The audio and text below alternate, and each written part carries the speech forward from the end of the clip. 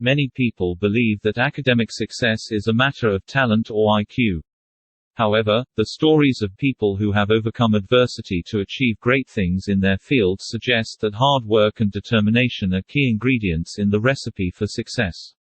This is certainly true in Jonglei State, where people are known for their tenacity and their willingness to put in the extra effort to achieve their goals.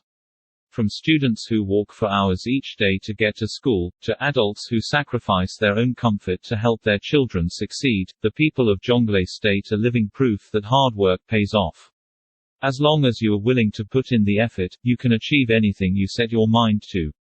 These testimonies from Jonglei State and wider South Sudan show us that success is within reach for anyone who is willing to work hard for it. First testimony by engineer John Deng Diar Manyok, Mombasa, Kenya. Turning a disaster into a blessing. What we have just witnessed in Jonglei State's performance, especially by the people of former Bor district now lumped into Jonglei State, in the national examination, could be termed as harvesting vine from farm's failure. Simply put, a blessing in disguise. In spite of their oversized role in national affairs, especially during the Addis Ababa Agreement and the 1983–2005 liberation, the people of Bor have found themselves at a loss after 2005. As we speak, they are generally not on the table in national cake sharing and in making important public policy decisions. In the language of leadership, they're in the menu, not on the table. The table in South Sudan is currently set on a tripod of Bahr al-Ghazal, considered synonymous to the Dinka, Upper Nile, tagged as Nuers and the smart people of Equatoria who have resisted Bahri speakers' dominance of their region to maintain almost equal access to national affairs. This setting determines sharing of national cake normally derived from power matrix. This has placed critical constituencies of the country like the Shilluk, the Bor, Hol, Nyaweng, Twi and Bor, the Anuak and Apandang in crisis of identity, especially as national affairs have become an output of sustained regionalism or tribalism politicking. Some of these constituencies have had unique individuals' abilities that have always made them thrive in an environment of merit. For example, statistics in the 70s showed that a Shilluk was admitted to either School of Law, Medicine, or Engineering at the University of Khartoum in spite of their comparably low numbers in the southern Sudan. The people of Bor too developed a mentality of ultimate accomplishment as the stratagem for sustained success. Whatever informs this, is subject to further research. This had made these communities shine in environments where the hallmark of public service was based on individual abilities. Of course, they held no monopoly of academic success, as other South Sudanese did equally well in schools. Post-2005 was a different South Sudan. It's South Sudan where a graduate of medicine can lose a job to a laboratory technologist because of politics of identify. Merit has been assigned to Achilles' heel. And this informs perpetual dismissal performance of public sector since the formation of the government of Southern Sudan. Therefore, the people of Bor, Apandang, Shilluk and others that are not aligned to geopolitics of the day found themselves in the cold, irrespective of their previous dominant role in national affairs. As such, many of them have immeasurably suffered. A lot of liberators from these communities have early taken lots of grudges to their graves while others are still nursing endemic wounds of humiliations. For the youngsters from Apandang, they have found their salvation in exploitation of their hydrocarbon. This has created the fourth leg to the tripod for them on the national platform. They're set. For these other constituencies, trying to be too good to be ignored, in the words of Steve Martin, has become the only way of surviving at the cliff edge. With no access economic sector and lucrative national security assignments, the people of Nyaweng, Hol, Twi and Bor have resorted to doing what guarantees them a space in this complex world of crudely designed mechanical numbers, just as Jews did in Europe and the United States, taking refuge in the world of knowledge and meritocracy. That explains this undeterred culture that I would call productive brinkmanship. To me, like as witnessed elsewhere, it could explain recent towering performance of Jonglei State in the national examination. Second testimony by Juak Kul Juak, Juba, South Sudan. The secret behind brilliant results in Bor, Jonglei State. It is a global trend. There is a particular thing a particular place is known for. Like in Kenya, athletes are majorly produced in Rift Valley, around Nandi Hills. Luos are known for academic stuffs, Kikuyu are known for business mindset. In Uganda, Akoli and Lango are known for academic gift. Back to scenario of South Sudan and Jonglei State in particular. I was personally doing business of exercise books and textbooks in Juba and Bor in 2011 through 2017. I was also a teacher in Bor College High School, Royal High School, and Malik Secondary School. Teaching Crescent, Chemistry and Biology. The first two are private schools and the latter is public school. The point is, I am writing or commenting out of my personal experiences about educational system of South Sudan and Bor in particular. I used to visit schools in Juba too. In the recently released Certificate of Primary Education (CPE) in South Sudan. Honestly, it is an open secret, examinations are usually cheated all over South Sudan, but the epicenter is Juba not Bor. If there is zero cheating put in place, then the dominance we are seeing here could be even more. And here are the reasons. 1. The schools dominating are private schools out of many public schools, in Bor, Jonglei State. For an individual to be employed in well-to-do private school in Bor then he must be competent person beyond doubt. Payment is about $300 per month. It is received in time. In public schools is about $10 per month. With my average command of English language here, I can't be employed as a teacher of English language in Jonglei State. Surprisingly, I could be employed in Juba to teach English language in secondary school from Form 1 through Form 4, leave alone other states which are far from away from the capital city of South Sudan. Before crisis of December 2013, Ye and Nimule were doing fine educationally, and pupils and students used to move from Bor to those places for education tourism. 2. In Bor, there are students who are native of Rumbek, Yirol, Awirial, Juba, Torit, and Nimule. They are learning in those schools. For your information, in those primary schools in Bor there is boarding section, option for boarding and apart from Juba, Central Equatoria State. It's rare to find primary school that have boarding facilities especially at the level of primary school. In other 8 states and 3 administrative areas of South Sudan, 3. Those children in Bor, Jonglei State can't be shouted at as cheaters. They aren't the only ones. Other pupils in other parts of South Sudan are cheating too. Again, the epicenter is Juba not Bor. Do your research in Kenya and Uganda. There is not much different as per the academic trend of South Sudanese students. Natives of Jonglei State are leading in those countries too. It is about what is prioritized by given community. It is about the types of role models in that particular community. It is about helping each other financially. It is about what those with financial muscles in a given community does with their monies. 4. Finally, there are scholarships in Kenya and Uganda, like WUSC and DAFI scholarships. WUSC is to universities in Canada and DAFI is to universities in Kenya and Uganda. Check the numbers and the trend is the same. It is about what is prioritized by a particular community plus other variables assisted to education or that particular stuff objective. The bottom line, in Kakuma refugee camp, pupils, students from Tonj, Warrap State, like pupils, students from that place prioritize education and they were doing well academically till now.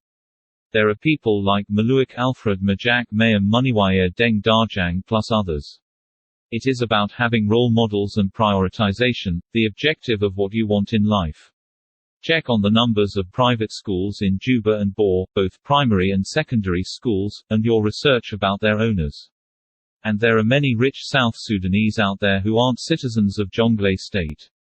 It is about having qualified teachers and good facilities. It is about prioritization. Just build schools and employed competent teachers at your backyard like Valentino Deng and Professor Jock Madutjok are doing in Awil and Warrap respectively. You will see wonderful things in foreseeable future. These schools in Bor, Jonglei State. Greenbelt Bor, Royal High School, Bor College High, Street Andrew High, Alliance High School plus few others are academically at the same level with best secondary schools in Uganda and Kenya. There is Greenbelt Juba too plus other private institutions in Sharikat. Take your children and relatives there and you will see wonders in few years coming. All in all, it is about priorities. What is your priority? This is my humble opinion. Third testimony by Wake Simon Wudu. Juba, South Sudan. My comment on the latest exams results. Those of us who had studied with Boer boys and girls know the academic ability many children from Jonglei have.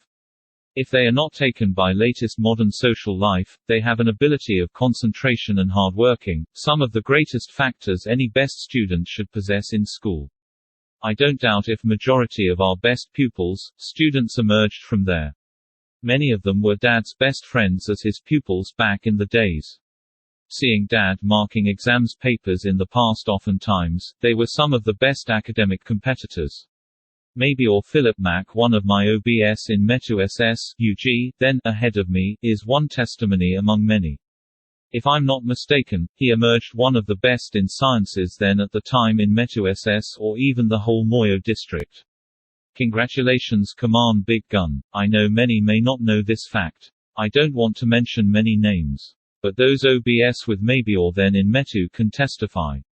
Danny Denish and Simaya Kamisyata etc. Of course, we don't rule out manipulative exams malpractices that would have favored many students across some parts of the country just like anywhere in Uganda etc. But if many of the best pupils, students emerged from Jonglei State, it should not surprise many. Let's applaud them and encourage them to continue to work harder. Just in case the malpractices are true, my advice is let's as parents across the country not in whatsoever terms make our children emerge best from exams by cheating. It is detrimental to their future lives. While my father was a teacher then, by the time I reached his classes, he could not even leak for me a question.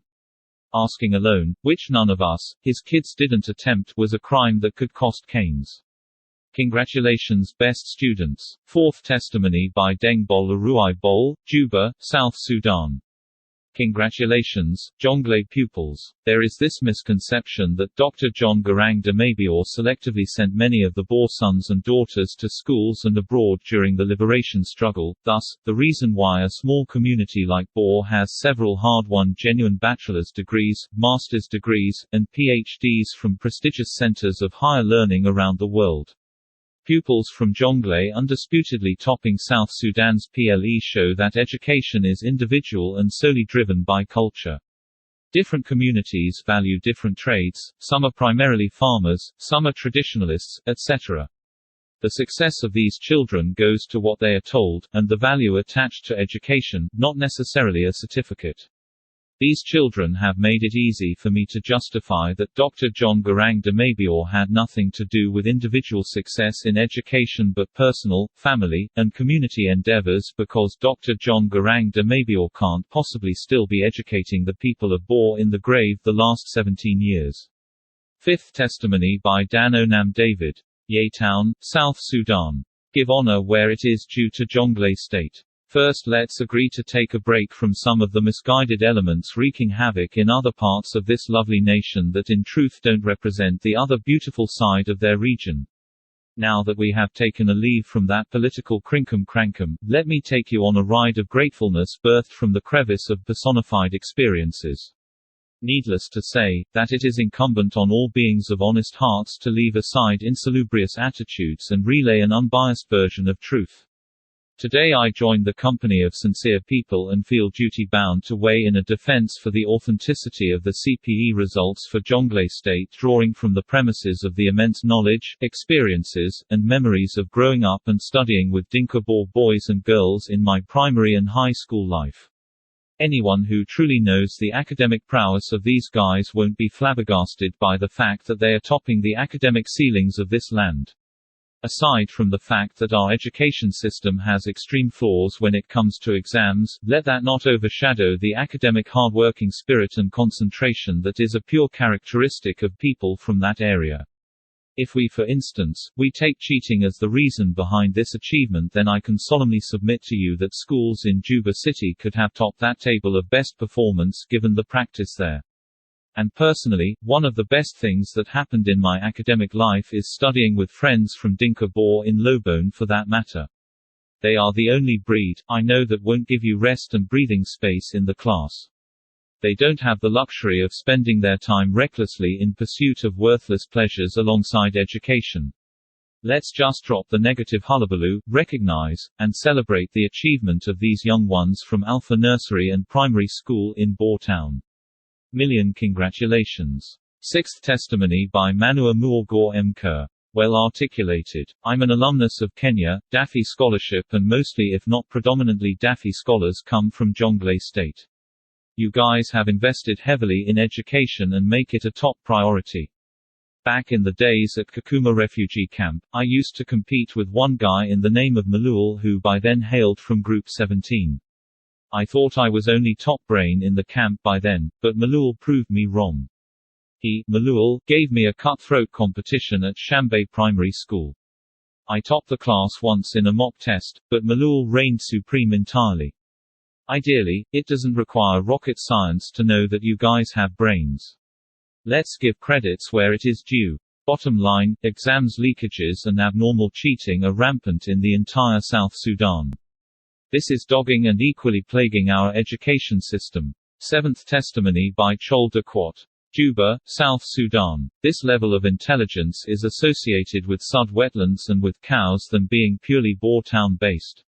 Dredge the Nile and its tributaries responsibly if there are any compelling reason experts had recommended such action to address the Choyo, the Dinka and the Nuer along the Nile and Sud wetlands, who are currently known for producing some of the world-class doctors, engineers, economists, philosophers, and orators to mention, but a few will not produce them if Sud wetlands is gone.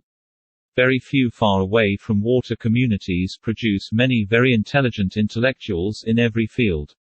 Water is life, water is intelligence, save Sud wetlands. Instead of sending students to Kenya, Uganda, and spending hell of money in East Africa to receive different people's cultures disguised as quality education, take your children and wives to Boer, and be assured of successful offspring.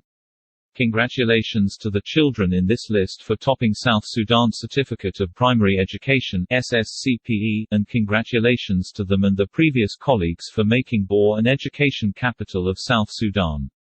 Congratulations too to General Ajak Aryun and community leaders for making sure that Boer Town is a conducive place for children to learn without traumas of toxic cultures. Eighth testimony by Majok Wachok. Perth, Western Australia. Facts: why Jonglei State private schools top the list in South Sudan Primary School National Examination 2021. 1. Teacher must be very competent and has bachelor or master's degree. 2. The schools are well equipped with learning resources, e.g., libraries. 3. There is high competition for education among Jonglei people, fact globally. 4. Boer Town has the highest overseas remittances after Juba in South Sudan. 5. Jonglei State has the highest successful population overseas, which supplementally cements supports to Jonglei State residents. 6. Students from Jonglei State backgrounds globally turn to performed excellently. It is evidenced in Kenya, Uganda, Australia, Canada, and United States. Proudly brought to you by Mac Talks in association with the Wachok Consultancy.